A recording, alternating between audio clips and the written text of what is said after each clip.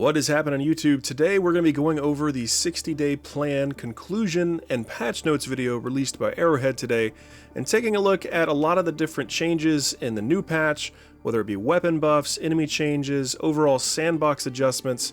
We're going to be watching the video and giving live feedback based on what I think they've done, what I think they could still do, and overall just kind of giving a live feedback commentary on the new video. So I'm going to be pausing at various times to give my thoughts, but you guys make sure you let me know your thoughts down below in the comments. And without any further ado, let's get into the video.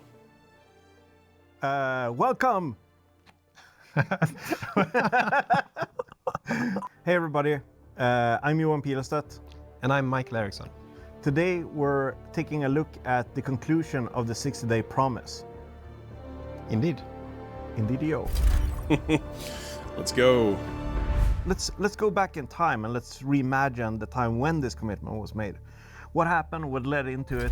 We could see in the period following launch that we did have some weapons that were overrepresented. So players were playing with specific weapons more than others. And what we ended up doing in some of the cases was that we nerfed these weapons to make the weapons, like, to balance them a bit more. And bring them into line with the rest of the loadouts. Exactly. And in hindsight, that was maybe not the smartest thing that we could have done, because what often ended up happening was that we took weapons that players loved and we made them more boring, right? We had to take a step back and we had to look at what we were doing and what decisions we were taking. So that's why we made the 60-day commitment. So Let's see, what was this here? Rethink our design approach, reportize bug fixes, improve game. Yeah, okay. So this is what they announced back on August 13th, which we're now at the end of that cycle, the 60-day cycle. So we're going to see if they've followed through on their word here. Obviously, we had the patch back in September, which changed a lot. But today is supposed to bring even more changes. So let's keep it going and see what they have to say. And what decisions we were taking. So that's why we made the 60-day commitment. So the 60-day commitment was our way of saying that, okay, we hear you, we also feel it, we also see it, we want to address the biggest issues that we have in the game right now, and we want to get back on track to make sure that we deliver on the core promise of Helldivers. That was the commitment, but we're a live service game, so we will keep updating the game for a long time, and we'll keep building on the game. And hopefully now that we have more of our ducks in a row, we can do that while also staying true to what made Helldivers 2 great in the first place, right? Staying true to our core vision. Good to hear. The Game Master has specific chess pieces that the Game Master can use to influence what happens in the Galactic War. And then also the players have chess pieces and they have things that they can do to influence the Galactic War. And we intend to add more and more chess pieces to the community in this way. So for example, the DSS, the Democracy Space Station, is one of those chess pieces. The community votes on where to place it, and they also vote on what actions it should do, and they build continue to expand on the actions that the DSS can do. By spending currency. So they build on it together and they vote on it together and they use it together as an entity. I'm really curious about how the DSS is going to work. My original thoughts was that it was going to be some kind of player hub space area where you could interact with other people. I actually don't think that's what it is from the sound of it. It sounds like it's more of a way to let players choose the next mission or vote on the next MO. Which might be even cooler, to be honest, because you're going to have 30, 40, 50, 60,000 people, whoever. I mean, obviously the community is probably growing a bit more now with all these updates, but that's sort of been the steady population. You're going to have all these people that are going to be able to decide, hey, we need to go to defend this planet, we need to do this MO, we need to focus on this enemy. If that's all that it is, I think that's cool. I'm curious to see how it evolves. I obviously think it could be a lot more. So the DSS is really interesting, and I'm excited to see when that finally gets built. Yeah, and this will cause no arguments online whatsoever, right? The intent is that it will never cause arguments and that everyone will always be in full agreement, as they should be. As in all democracies. As in all democracies. Or at least in the Super F democracy. We do want to expand on progression in many different ways for players, so we do want players to have many more things that they can spend their time on, and more types of currencies to get new types of rewards. Good. And we just want to make it more meaningful when you're on this journey to become a legend in the galaxy. Definitely need more unlocks, definitely need more currencies, because there's pretty much nothing to unlock anymore, especially if you've already gotten all the sample things, the upgrades to the ship, so that's good to hear. What's our thoughts? What's our plans on being able to communicate with the community? Yeah, so what you guys? what we've seen, you're doing a great job, by the way. Thank you. I like it. So what we've seen is that Johan we is great. want to talk Really more like to you him. guys. By the way, we read a lot of what you guys are saying, just so you know, sometimes at very late hours. And we also want to do more frequent updates in like in blogs. We wanted to start to do streams and more stuff like that. So there's several different initiatives. Also, we're doing betas now. They're closed betas where we can test things and we can get input from some select players. Increase the flow of information from us to you and from you to us in the best ways we can. Good. Thank you, Micke. I'm going to bring in the next guest now. All right. But any final words for the community? Yes. Thank you to Piran, and thanks to everyone on the other side of that camera.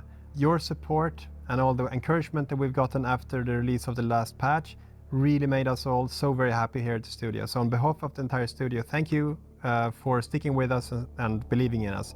And we really hope, and I really hope that you will like what else we have cooked for you guys now in the last 20 or 30 so days, and that you are looking forward to everything else that's going to come your way very soon. Have a lovely rest of the day. See you guys. Okay. Hey Let's everybody, get into we're back, and today we're going to patch talk notes, I'm about the assuming. conclusion to our 60-day promise. I'm Johan Pilestedt. And I'm Niklas Malmborg. Let's dive into the patch Look at notes. that fixes on the back of that page. Let's go. So, Niklas, tell me, what have we done for the conclusion of the 60-day update? Well, it contains some weapons that were forgotten before, or not forgotten. We needed time, and we took our time. We did it right. We also just like looked at everyone when they played the previous patch, and just like all the feedback. We read so many posts and watched so many videos. So many. So many. So many? Anyway, And you guys sent in did you watch any of mine? No. a lot of feedback. So we looked at all of that, plus the stuff that we didn't get done in time, and then just like we know what to do. We know what's up. So let's talk about the general balancing. I know that there's been some needed quality of life fixes. The Helldiver armor has been tweaked based on the new damages, and we've made some UI updates as well. Yep. We can take the UI updates first. When you play the game, you wonder where the hell is the supply pod. Where is that? We marked it on the map. If you have Nice. also, I think, several at the same place, they kind of stack That's together been into something one, I've been so we wanting don't for a clutter while. everything. Same thing, like where did you park your exosuit? Well, you can see it on the map. So, dude, where's my exosuit? Good Yes. deal. Awesome. Don't have to ask that Those are question good anymore. quality of Checking life location. changes. So Good QLS let's talk stuff. a little bit about the Helldiver armor. So we made it more or less? More armor. No. Thank goodness. We looked at kind of like with the damage you're taking now and how much damage enemies do.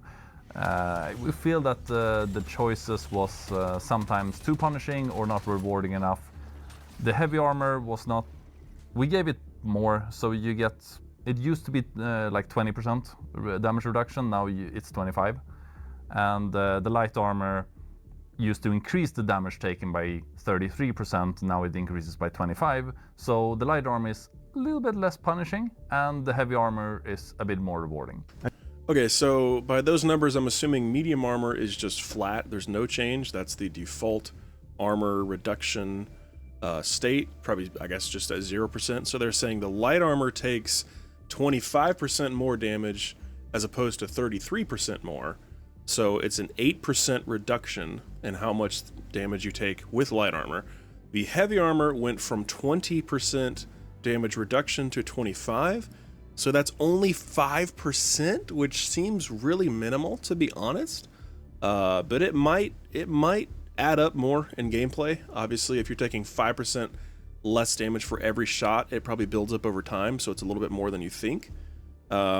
Those seem like minuscule changes, but I'll take whatever I can get. I will say, since the recent update back in September, you are very squishy, and it's really noticeable against bots. Like, you're getting ragdolled, you're getting tossed around everywhere, and you're getting killed pretty dang quick, especially on higher difficulties. So I was definitely looking for some tuning there. I don't know if this is going to be it, but I'm glad to see they're at least addressing it. Okay, so it's and for simplicity, it's like 25% more or 25% less in comparison to the base armor. Yeah, pretty much. Okay, that's nice. Right. Okay, let's jump into some. At least it's an even scaling Firstly, now, we 25 have either way. Plasma weapons in general. The projectiles and the logic that dictates like what is plasma is more unified now. Is more of a projectile that travels fast through the air and then drops off speed fast. Cool. And for those of you that are a little bit technical, the drag coefficient of the plasma has gone up. Yeah. Let's start off with a purifier. Yes. Purifier needs love. Swiss Army knife utility plasma, because you can choose kind of how you want to use it. You can charge it up and get a really big boom, or you could just click and it basically shoots like the Scorcher, or you could charge it up like halfway and it gets stronger the longer you charge it. Okay. That's a huge change. So it sounds like you can tap it as fast as you want. You can medium charge it, or you can long charge it to get an even more powerful blast. I'm assuming it's even more powerful. That's huge, because the Purifier was really living in the shadow of the Scorcher previously. There was really no reason to use it. I think the AoE was a little bit bigger, but it was really just not worthwhile, especially how long it took to charge it up just to fire it once. So these are good changes. You need to charge it max though to get the big explosion. Okay, so it becomes more versatile. I will be able to deal with enemies up close using the regular single fire. Yeah. But in that case, it encroaches a little bit on the Scorcher. So what do we do to the Scorcher to make up for that? Ah, yes. I'm just gonna guess here. I think they gave it more ammo, and what if they made it full auto? I'm just guessing. What if they made the Scorcher full auto? That would actually be cool. Give it like 30 rounds of ammo though. Give it 30 rounds, like double the ammo, make it have a full auto toggle. Ooh. Just a guess. That's what I would love. Let's see what they did. Scorcher, now you can change your fire mode, and it actually has automatic fire. And it has an increased fire rate up to now 350. You burn through your magazine pretty fast now if you go into full auto. So we give it a bigger magazine, so you have 20 shots.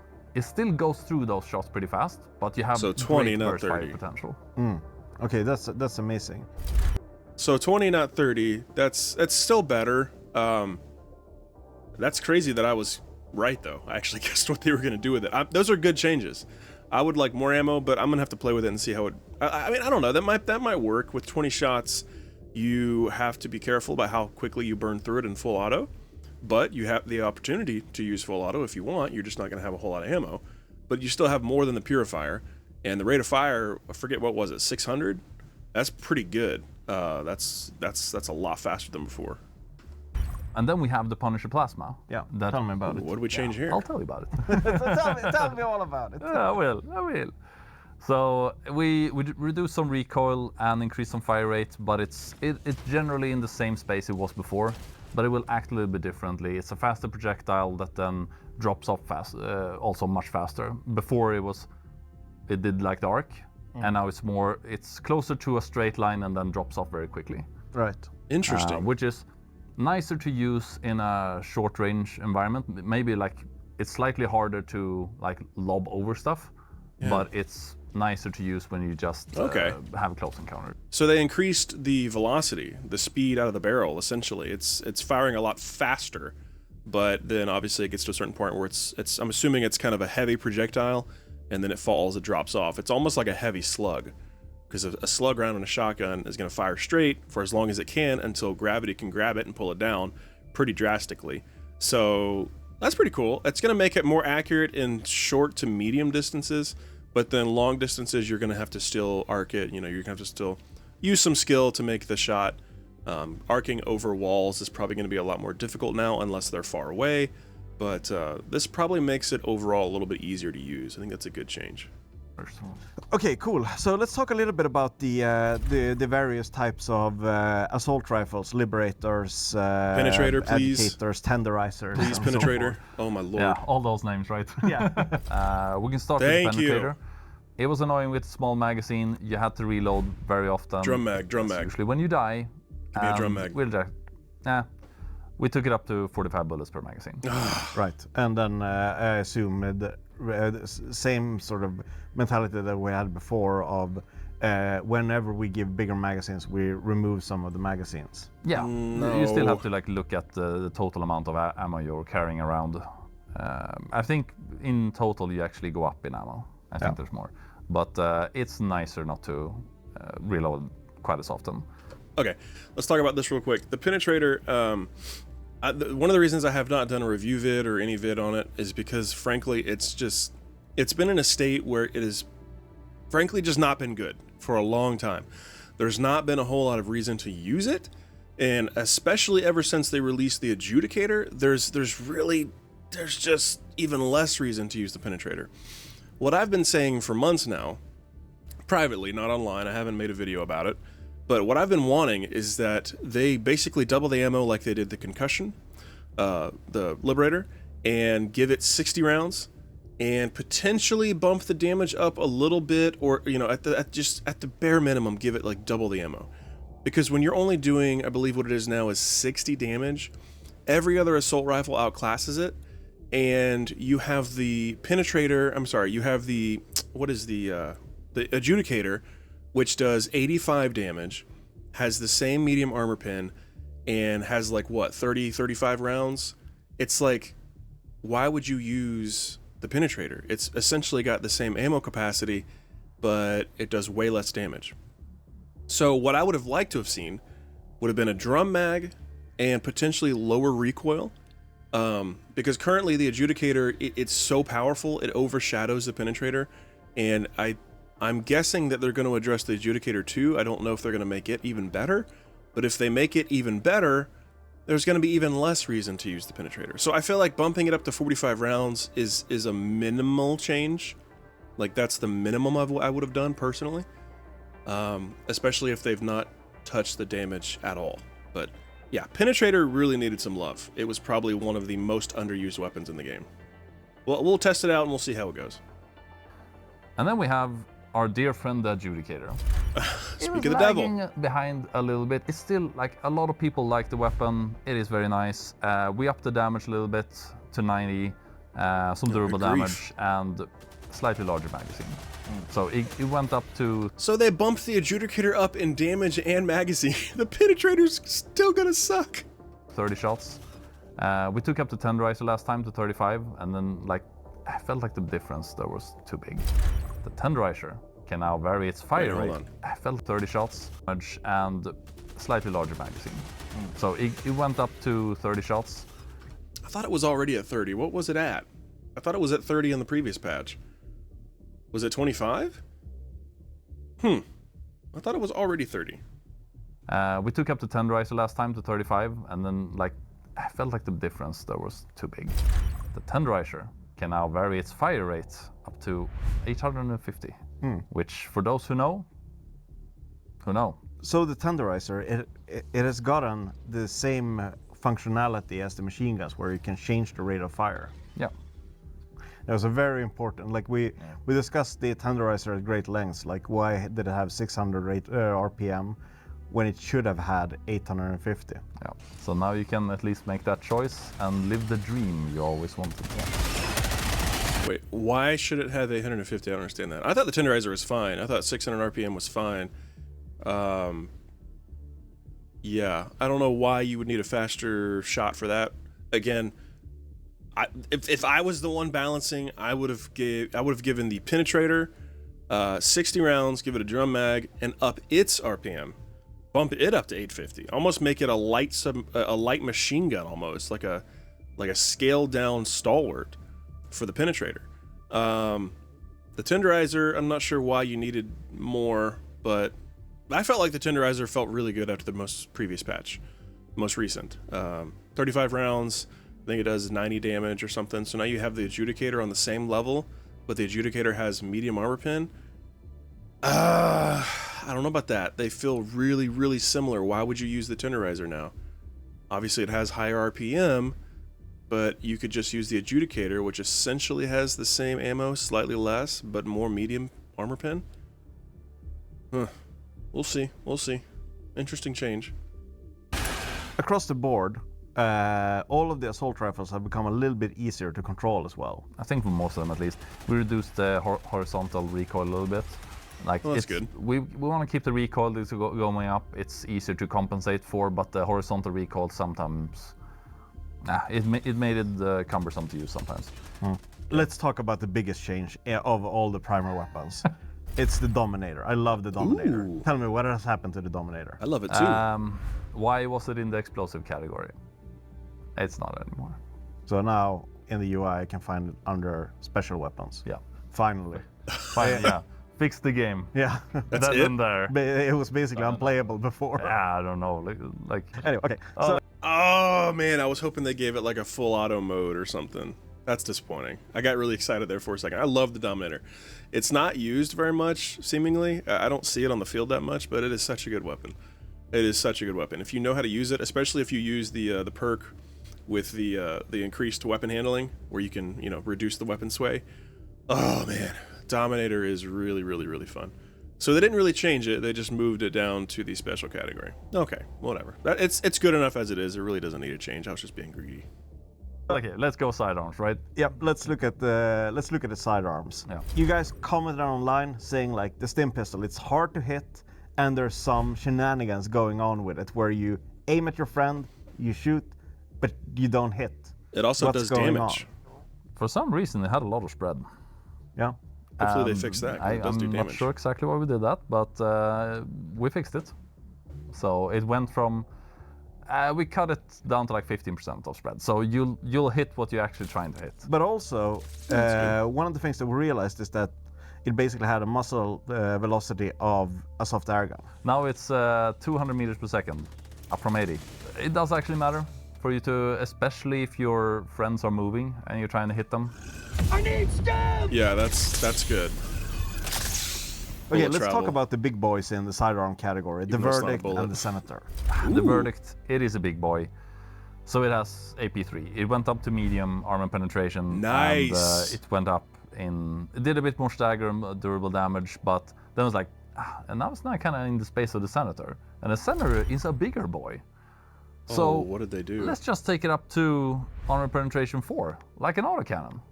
So I can headshot chargers.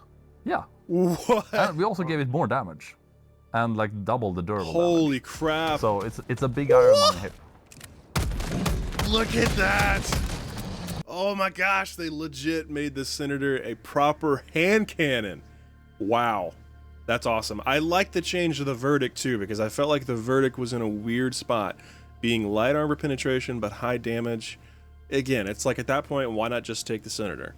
This is sick. So you could take the Verdict and get medium armor pen for taking down Hive Guard. What else is medium armor pen? Hive Guard, and then like Devastators. But then you've got the the Senator, that can take down a freaking Charger. That's insane. That is actually insane. You may have gone too far, Aaron. I'm just kidding. Chargers, bro.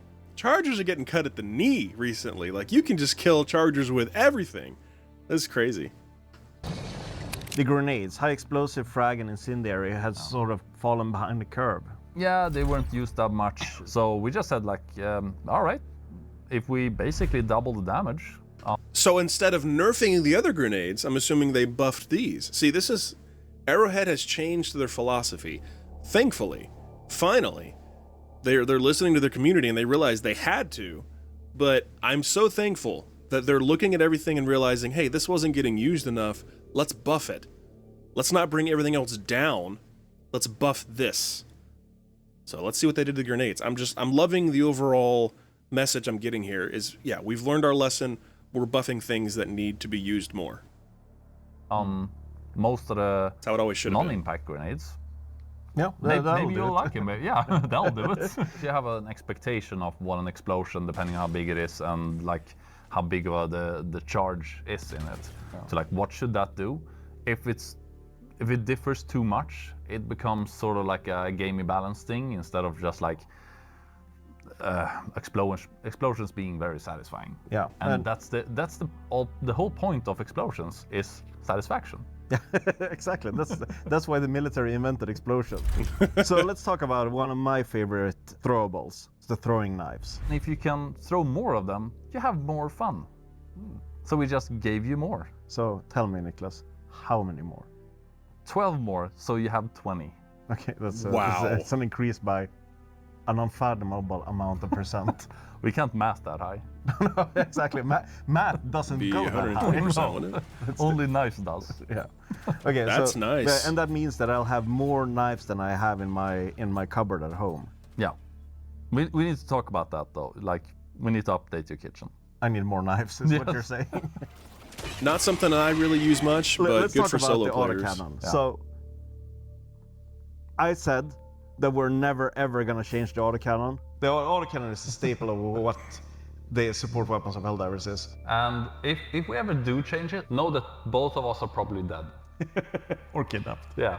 But we changed the autocannon. We changed all. And hear us out before you freak out. It's one of my favorites. This is a reintroduction of an unfinished system that we had in the game. Yeah. Or actually a finished system that we have in the game and that we never used. Works. Yeah. So there was we had a function for programmable ammo. So you could change how the projectile acts and just at the click of a button. So we introduced flak to the autocannon. Cool. So the autocannon rounds can now have dual function. So you can tweak them from being as they were to that kind of flak. So what does the flak round do? Proximity round that has a big shrapnel explosion. It's very nice. Like shooting down flyers, streakers, gunships, all of that. Like, Nice. against the bugs, like, here's a lot of stuff. You just like spray it with flak and everything dies. I don't know, for me it's just like I've been having so much fun with it. Programmable ammo is something that we talked about so much when we were making this game, of like, how cool would it not be to be able to swap the functionality of the weapon, and I mean that's why it's called the weapon functionality, and allow you to tailor the experience. But it allows for depth for players to master the weapons that they are already familiar with. So all the pro autocannon players out there, you will now have another layer of depth associated with the autocannon. So if they gave it a flak firing mode, basically an ammo type, then what's the point in the base ammo type? Is that like an armor pen ammo? Like they didn't define that. I'm gonna have to go through the patch notes to see how that works if it's mentioned, hopefully. But yeah, if you're just gonna use the flak, why would you use the default ammo? Because if the flak has the what do you call it, the shrapnel, then it's going to have, I'm assuming, a larger AoE for taking down shriekers and groups of bugs. So then how does that differ from the default ammo? I would have liked an explanation on that. That's still a cool change. I'm just wondering why you would use the default ammo now. Recoilless rifle Yes. has also received programmable ammo. Yeah, because wouldn't you want that thing that fires a really strong projectile to Or also making it even blow up better. more stuff? Oh my gosh. It was If I could, already yes. so good. Yes, and now you can. You're welcome. So you can program it to, normally you have the high explosive anti-tank rounds. Right. The heat. Heat. Exactly. Now you have the HE round, the high explosive round, which is just a bigger, super satisfying explosion. You just like flip the button, no anti-tank, go big boom instead. Okay. That's amazing. So both the autocannon and the recoilless rifle will, using the programmable ammo, have more versatility, allow for deeper engagement, So a and little deeper more play, and also be a little bit more versatile in the roles. Yeah. One of the nicest. But they didn't define how the autocannon changed. So if you're using the recoilless and you want to switch it up to basically take on infantry, you would put it in the high explosive mode. That makes sense. But they didn't define how the autocannon's normal mode, did it change at all? Or like in other words, if the only change made in the flak ammo was more AoE, why would I not just use the flak ammo? Like, how is the default ammo better? Did it Did it gain a little bit more armor pen, or does the flak reduce armor pen? They didn't talk about that, so we'll see. Changes here is to the stalwart, where its ergo has gone up. Yeah, Thank God. It had ergonomics that was like, it was a bit clunky to handle, a bit too much for a weapon of actually that size and agility. So just like, no, you take it to. Although I'm still in the camp that the stalwart should be a primary weapon, to be quite honest. I still think it should be. Kill stuff like hunters, etc. But if you're too slow to turn, it's annoying. Yeah. So it has better ergonomics. Well, that's but good. Speaking of machine guns, and you know, when you get that feeling of like you're in a game, you're shooting stuff, and you just realize it's not enough DACA. You're there, ready to reach the climax, and then it's just 25 rounds missing. Yep, more ammo. It's like you run out of ammo and have to reload a little bit too fast. Thank you. Yeah. You don't want to finish too fast. No, and I know all about that. Anyway, 25 more bullets. To the normal machine gun, and 25 more bullets in each magazine of the heavy machine gun. Okay, so Okay, how much? Anyway, 25 more bullets 25. to the normal machine gun, and 25 more bullets in Okay. each magazine of the heavy machine gun. So 25 extra ammo for the MG and the HMG. That's pretty good. That's pretty good. okay, so both the machine gun I love and Johan, the heavy man. machine gun has gotten an increase of 25 bullets more. Yeah. Yep. So it's 175 normal machine gun and 100 for the heavy machine gun. The normal machine gun also get one more magazine at start when you drop it in, Okay. so you can shoot more.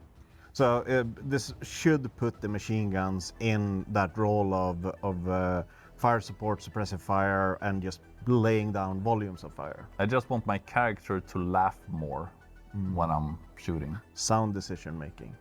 That's how we do it. Nice. Let's talk about. By the way, a little side note, I would love for them to one day add voice emotes, like voice callouts, other than just, you know, affirmative. I want, like, whether it be laughing, whether it be cheering for each other, I want more emotes to where you can interact and just kind of enjoy whatever happened. Like, you know, just commend your friend, like, great job, or for liberty, or whatever. I want more of that. I hope they add more emotes in the future. But not like emote, but just voice callouts. I'm hoping for that. Backpacks. Yeah. Let's talk about the jump pack first. Ooh, For a while, the please. players got to enjoy the dark fluid pack, Yeah. and it jumped higher, Yes. better, more. Now, the jump pack, I think the values are basically the same.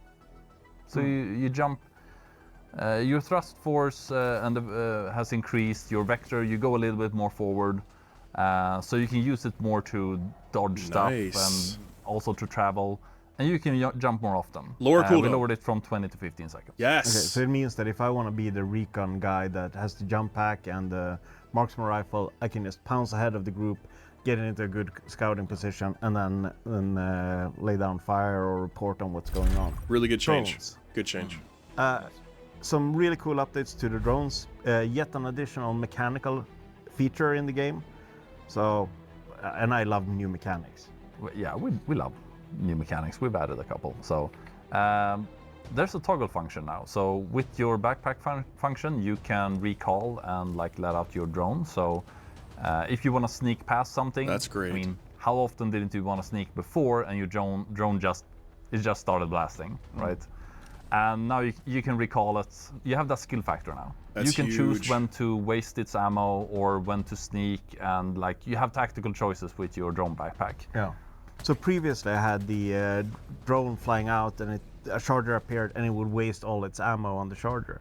I can now just tell it to just sit the down. Yes. But let's talk a little bit about the That's great. And also, I'm assuming the guard dog, which they're about to talk about, that would also enable you to reload it on command. Because the issue with the guard dog is you'll be running around and it shoots at enemies, and then you're running to the next objective and it only has like 5 bullets in, you know, its mag.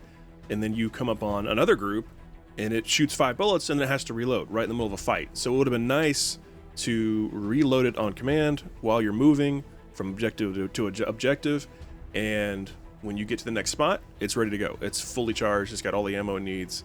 I'm assuming that's how this is going to work too. The guard dog, the regular guard dog. The regular guard dog.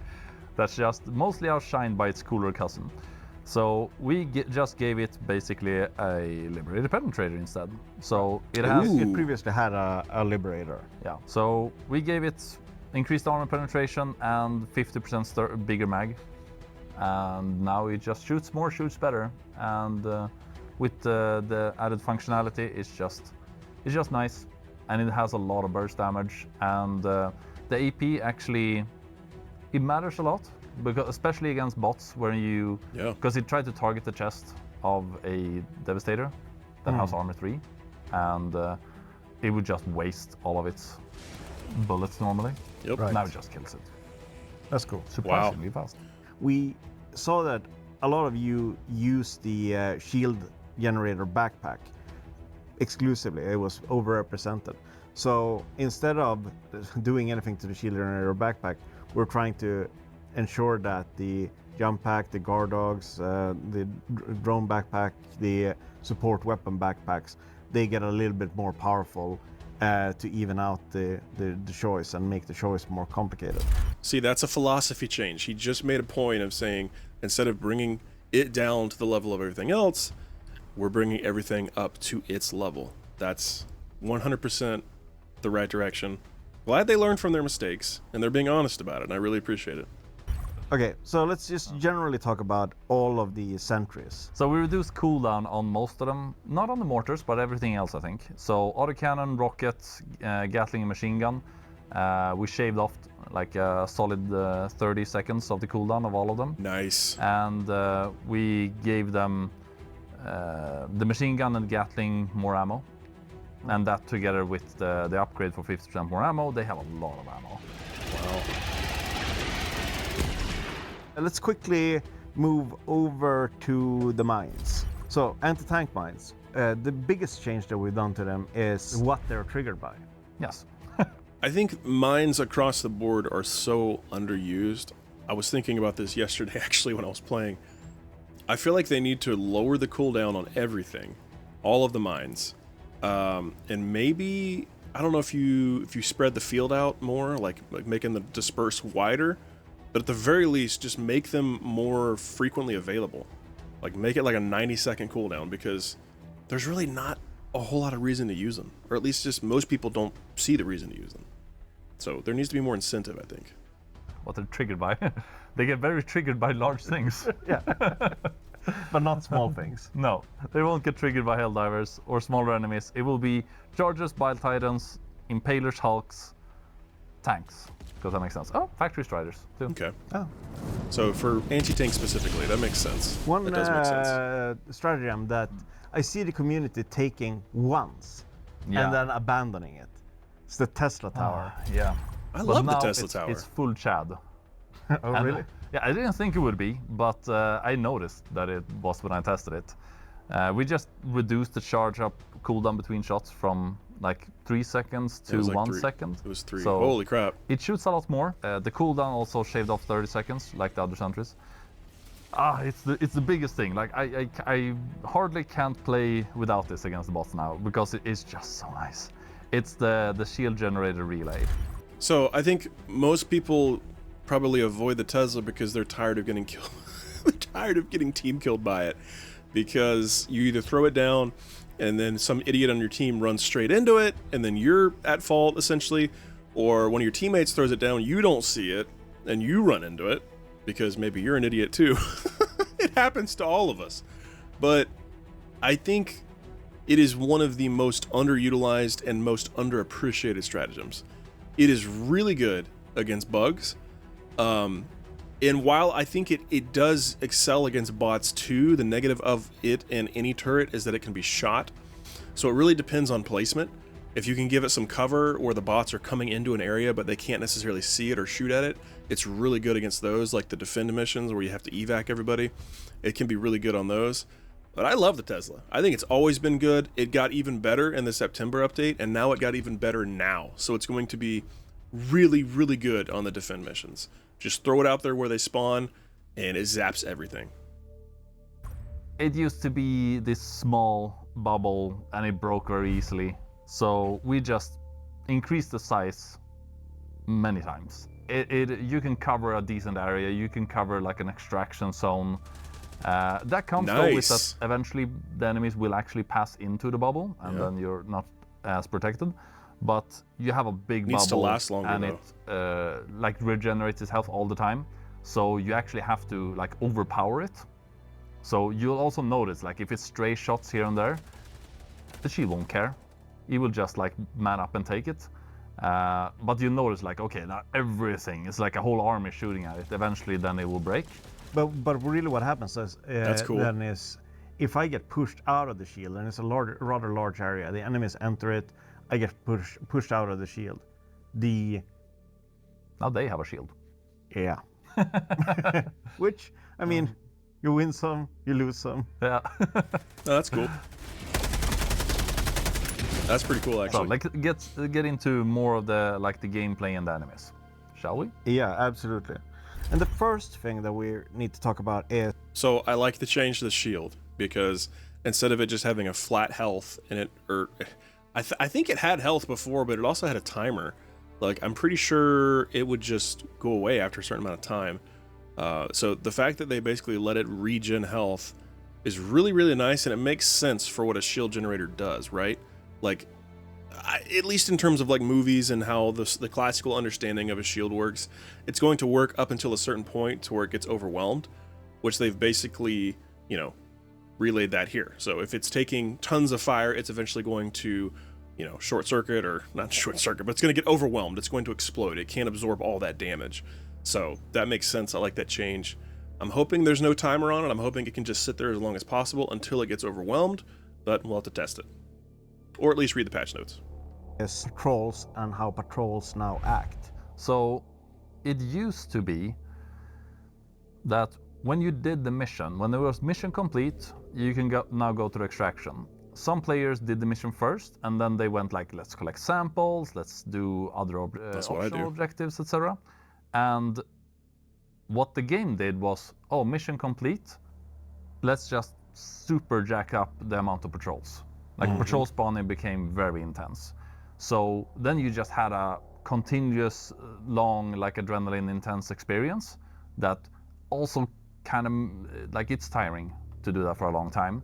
So, and you want your ups and downs in the gameplay. So what we did instead was that when mission is complete, you can go through extraction, and around the extraction, as you get closer to extraction, the enemy presence will go up, you will get more patrols, and you'll get an intense extraction experience that'll try and stop you from leaving. But if you don't go directly to the extraction, you will still have like our normal pacing of the mission. Because that makes more sense, and I think a lot of players, like when we listen to what you guys are saying, as like, depending on how you play, and maybe some of you haven't like really reacted to it, you just play, and then you know it's like, there's so many patrols, and like it's so intense, and it's like sometimes unrelenting. And we think that this have contributed a lot to that, because it's also like, it's not a telegraphed mechanic, so not everyone knows that it exists, and now it will make more sense. And you'll get more freedom and player agency to play a bit more how you want to, which is important. Right. Okay, so a quick note on that. I always do main objectives first, before side objectives, before sample hunting, because if something goes wrong, or you have a team that's not very coordinated, or you just get overwhelmed at certain areas, once you get the main objective first, you then at least get paid for that as long as you extract, right? So if to me, it lessens the stress, because you get the main objective done, and I mean, in fact, no, you don't have to extract, you get paid. So if the main objective is done and you die, you still get paid. So that's the priority I always take. A lot of other people do as well, but then you have some that want to scour the whole map and do everything before the main objective. And he just said why. He just said why that was happening. Because when you would finish the main objectives, the spawn rate would increase. And so you would get patrols all the time, which is true. It would make it harder to patrol the map and look for, you know, what samples, look for weapons, whatever. caches. So it did make it harder, but my logic has always been get the main objectives done. That way, even if you die, even if you don't extract, you get paid. You get your experience, you get all that. Now, the other side of that is you don't get samples, which is true. And at this point in the game, most everybody just cares about samples. So I think him addressing the patrol rate, or excuse me, the spawn patrol rate, I can't talk. The rate at which patrols spawn after main objective is completed, that's been reduced some, I think is a good change.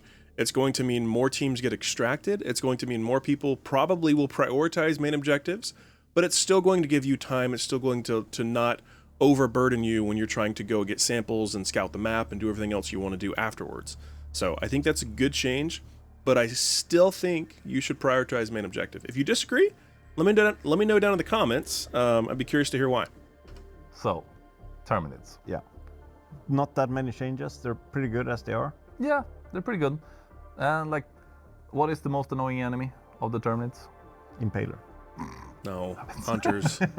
No, the hunter. Absolutely. My mistake. Yeah, it's jump ability when it pounces on you. You could have 10 of them doing it at the same time. Yep. So we did like a small area cooldown, so they can pounce now and then. So you usually get one after the other, but you don't get like everyone at the same time. Right, you don't get that burst damage of 4 hunters hitting you at the same time in the head. Yeah, pretty much. Let's dive into the automatons, the bots. Yes. So the targeting mechanic of the bots is, of course, one of the core components to how the bots are to fight. Like how good are they at aiming, how fast do they aim, how accurately do they shoot. Yeah, and what do they see? Yeah. So we did a couple of things. We noticed there was inconsistencies. There's a lot of lines of script with this, and we noticed that some enemies actually didn't care about line of sight when they shot. Mm. So in what situations would this have happened? If you would pop down smoke, there was like a third of the enemies just like don't care. And this also happened with if they had a wall in front of them, they just don't care, shooting into the wall. Smoke and if is they going to be actually more poke viable. through the wall for some clipping reasons, they will also fire through the wall. Like how many people have gotten killed by a scout strider shooting through a rock? We have fixed a lot of the feels bad moments of bot targeting. When you get fired upon and then you run behind a rock or a wall, they will actually lose you as a target. Like all of them will. Previously it was like 2/3 of them did, but not all of them. And they kept firing, and then when you maybe ran out again, they would already have aimed. The aim like centered on you and just hit you instantly. Now they have to retarget you, and it takes for them a while to get like That's the a good rifle out, change. etc.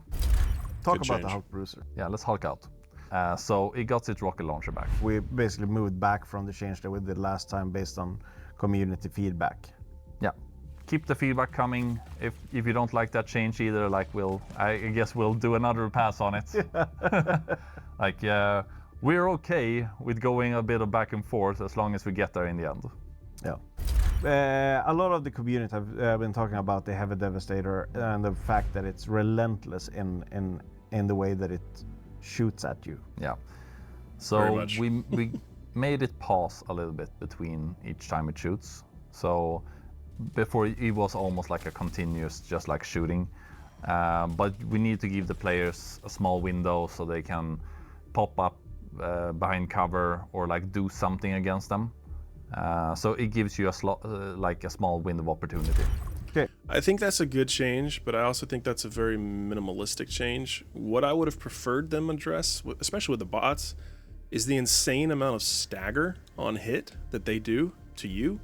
And it's, what is it called in Call of Duty, where it's like you take a hit and then you like it throws off your aim. I forget the term they use in Call of Duty, but it's like it's so impossible to aim sometimes, especially when you're just getting shot by the smaller enemies. Like it's throwing your aim everywhere. And obviously the ragdoll is a little bit exaggerated, I think too. I think that needs to be addressed in terms of maybe like what armor type you're wearing. So if you're wearing heavy armor, you ragdoll a lot less frequently, or maybe you just ragdoll less. I don't know how they would tackle that, but I don't so much have an issue with the enemies as I do how the Helldiver is equipped to take them on. And so I would like more play, more ability to be able to say, no, I don't want to ragdoll so much. I'm going to take heavy armor, or I just want a little bit reduced flinch, like just a little bit, even if it's like 20%, just so that when I'm trying to aim at a normal bot and I'm getting shot from the side by another normal bot, it doesn't throw my aim all over the screen. Like, it just seems a little excessive sometimes. That's all I'm saying. I'm hoping they'll address that at some point in the future. It's not looking like that's going to get addressed in this patch, but I do think flinch and stagger and ragdolling, I think that needs to be toned down a little bit, but yeah, we'll see. Okay, let's talk about tanks and tank turrets. We did increase the front armor of tanks last patch, and it got weird interactions with like a railgun that's then suddenly now started to bounce. So we reduced the front armor back to 5 like the rest of the tank. We also got to reduced. I thought you said increased. Tank turrets. We did increase the front armor of tanks last patch, and last patch. It got weird interactions with like a railgun that's then suddenly now started to bounce. So yes. We reduced the front armor back to 5 like the rest of the tank. Okay. We also got That's to... good. This I did is notice basically for all tanks. We missed a bit of things with how much health their weak spots had, like the backside of the turrets, etc. So we wanted it to still be roughly as it was before the last patch in terms of like how advantageous it is to the player to get up behind the tank. So we fixed that. Somebody Good. tweeted at me or something around the Barrager. Like they dropped a 500 kilo eagle bomb that hit the rocket ramp of the Barrager, and it didn't die, which seems strange to me. Yeah, it's fixed. When it dies now, it fully dies. And you won't drop 500 kilos on it, and it still kills you.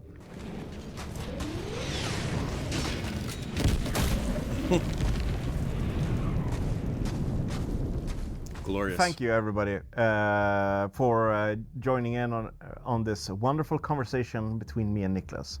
It was a very in-depth, professionally executed conversation. We had a lot of fun. Hope you did as well. If you want to read more about the patch notes, you can find them on Steam and on PlayStation.com. And we'll see you on the battlefield.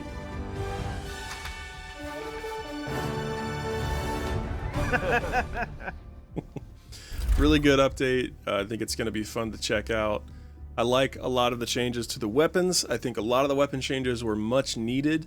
It's going to be interesting to go through them all one by one and see how they play. I think some of the changes to the stratagems were also really good. I'm curious to check out stuff like the recoilless and especially the autocannon and the new ammo types to see how those play off each other. And I'm still curious if the default ammo type for the autocannon is going to be worth using anymore. But anyway, I'm really excited about this. I think the Scorcher changes, the Purifier needed a big change, it finally got that. The Penetrator needed some love. These are some really good overall changes to the sandbox and to the enemy design and how they interact with the player. I like this. This is a really good patch in conjunction with the September patch. So I'm probably going to be doing a video, maybe more than one, covering some of the changes. I want to check out some of these weapons, some of these stratagems. So anyway, you guys let me know what you think of this down in the comments. I do want to applaud Arrowhead. I think they've done a really good job, kind of done a 180 in their design philosophy and approach for the game, and instead of bringing everything down, they're trying to buff everything up, make it more fun, and I want to applaud them for that, and I appreciate the communication and how they've addressed all this, and just maintained an open line with the community. I think they've done a really good job, and I know they're kind of a small team, but I think they've handled this much better recently than they initially did. So they've realized their mistakes, they've addressed them, they're trying to do better moving forward. Props to them. All right, guys, so let me know what you think down in the comments. I will see you soon with another video. Hopefully this week. We'll see how it goes. Until then, y'all take care.